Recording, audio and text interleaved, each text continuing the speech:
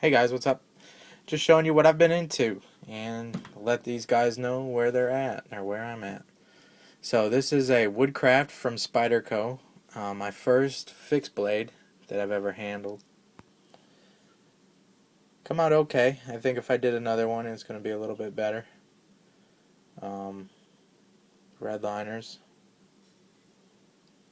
and stainless steel pins and lanyard tube.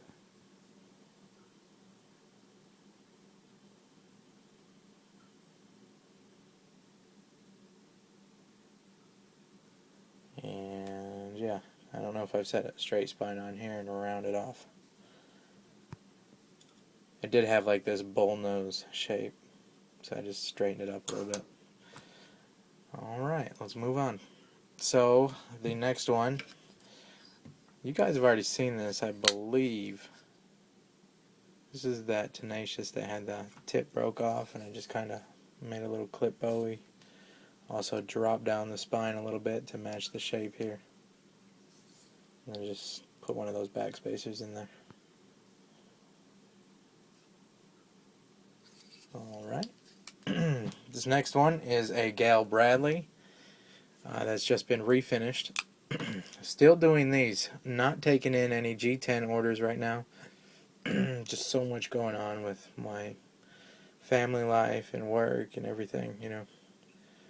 So anyways, here's just a basic blade refinish, what I'm still doing. Just contact me if you like this or you want me to do it. Usually start around 35 bucks. This is M4 that's been etched and stonewashed.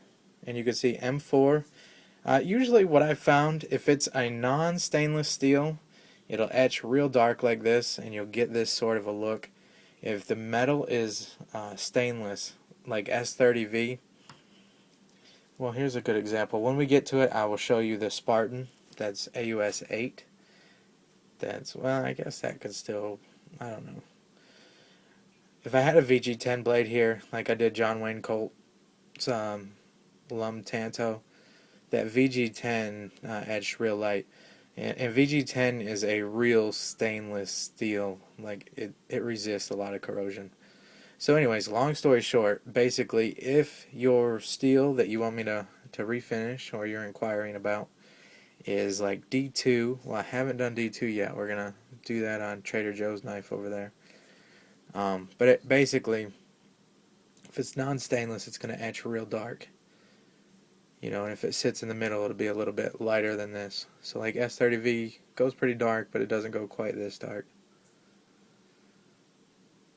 So, anyways, if you're wondering, that's the variances in the way the chemical reacts with the steel. So this one also had the liners etched in stonewash as well. So you can see lockup still good. Blade centered. And I also tape off the action area here with Gorilla tape. So your action is the exact same from when you sent it to me. If I do the liners, I also tape off the ball detent and the whole lock face contact area. I could show you in here. If you can see how that area is still shiny.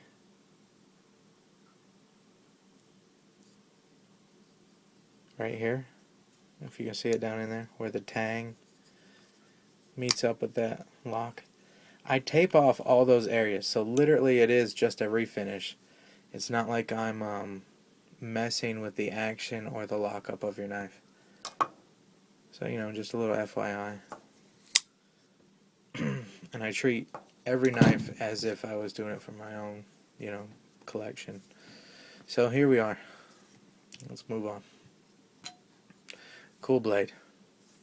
I'm going to have to pick up one of these after I'm done carrying this Sebenza around for a year.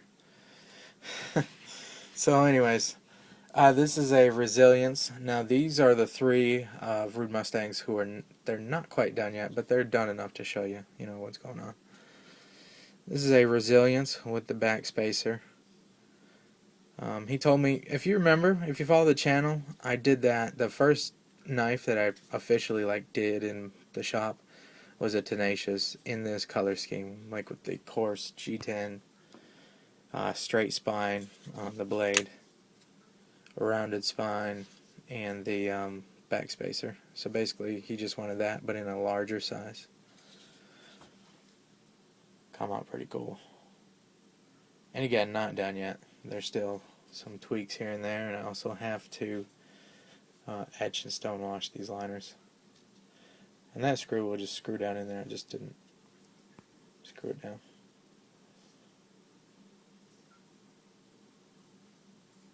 Pretty cool. Needs a pocket clip also. Looks a lot like a military with no choil.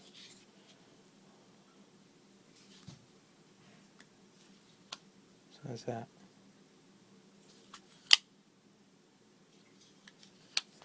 Alright, next one, Tenacious. This one is very close. I just need to mess with this pocket clip a little bit more.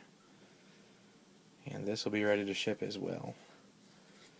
This is a Tenacious. It's had a whole bunch of stuff done to it. So let's get started here with the list. I brought the spine down on the blade to make it a little more pointy. If you know, the Tenacious kind of come up top here and then drop down. So just straighten that out a little bit. Rounded the spine on this.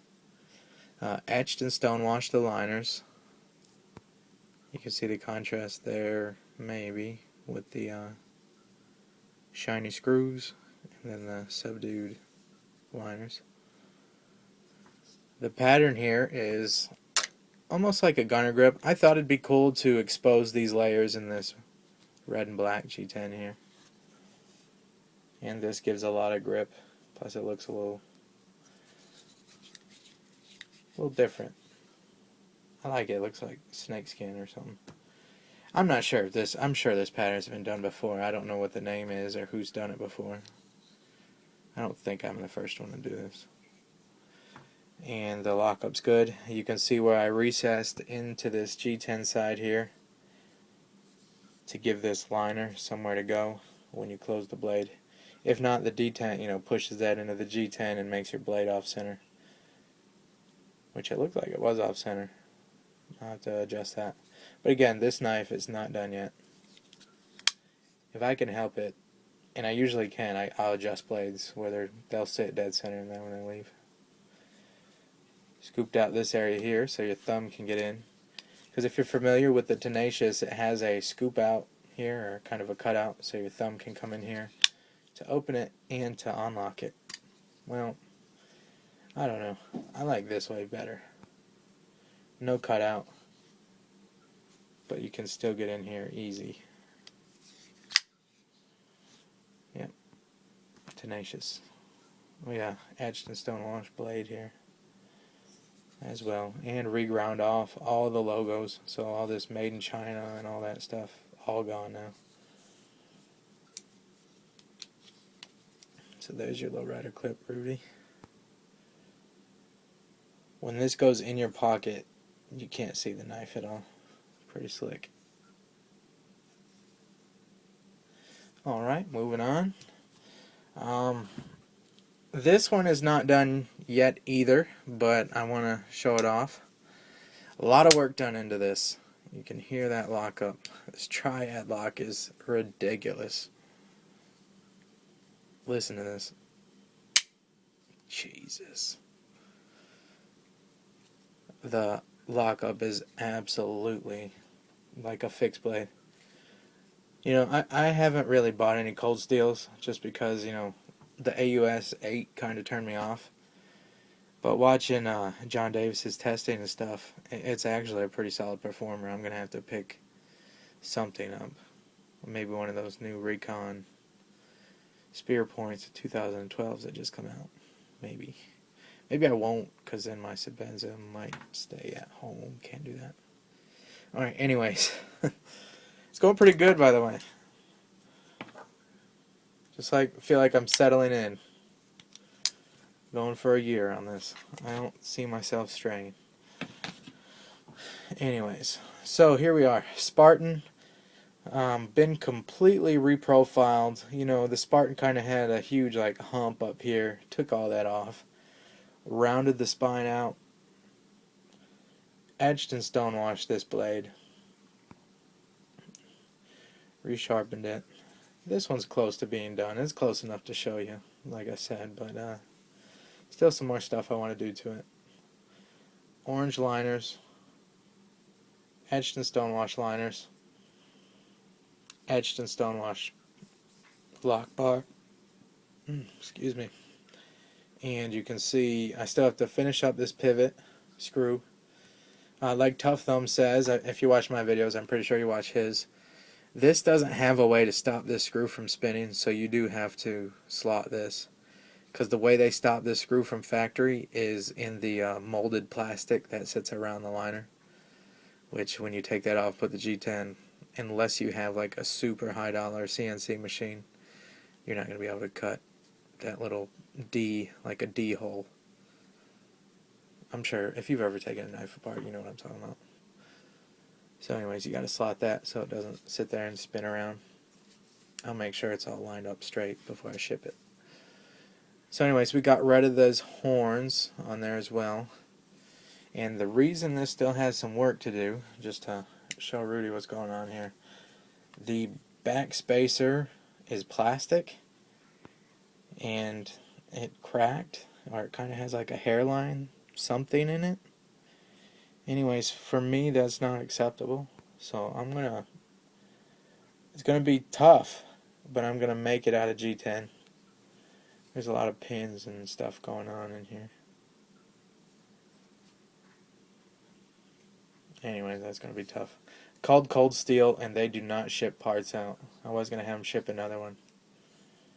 So basically, my other option is buy another knife and then just take the backspacer out, but I should be able to make one for it. So there you are. I'll show you what's up next. Is the two knives. After I get these shipped out, these guys know what's going on. I'm totally upfront with everybody. Got these two guys coming up next. This is my friend John, and this is my friend Trader Joe's. Both YouTubers, both great guys. This is a very unique knife here. This is a Graco that he picked up off eBay. Looks like a custom maker. I'm not quite sure the history on it. Anyway, super thick hawkbill, and we're going to put this olive micarta on that. You know, be pretty slick. I'm not sure if we're going to refinish the blade or not. I'll get with you on that. And here's Trader Joe's. This is going to be kind of a mild rework. We're going to do a refinish, get rid of all these logos and stuff on here. I think we're going to slightly round this spine and knock these horns off. I don't know why they put them on there. Kind of funny, like why wouldn't they line this up? Anyways, quick bump on the grinder and it'll be flush. So yeah, that's what's coming up next, guys. I appreciate you for hanging out, for watching, all the support. Again, still not taking in G10 orders. I've got a lot going on at the house and work and everything, and got enough lined up right now. I am always taking in blade refinishes, so if you like this etched and stonewashed look, I can do that. If you like, something like this with the liners done, I can do that. Anything that involves like sandpaper and a lot of time and trial, test fitting, pulling it back apart, putting it back together, stuff just takes a lot of extra time. So not doing any more G10 work, obviously doing this stuff here, but no new G10 and blade refinishes. JohnsonKnives@gmail.com if you want to contact me. Hey guys, I appreciate you for hanging out. Didn't mean to spam you there, but a lot of people like this finish here, and put in the comments how to contact me and all this and that. So anyways, thank you for hanging out. I will catch you on the next video. See ya.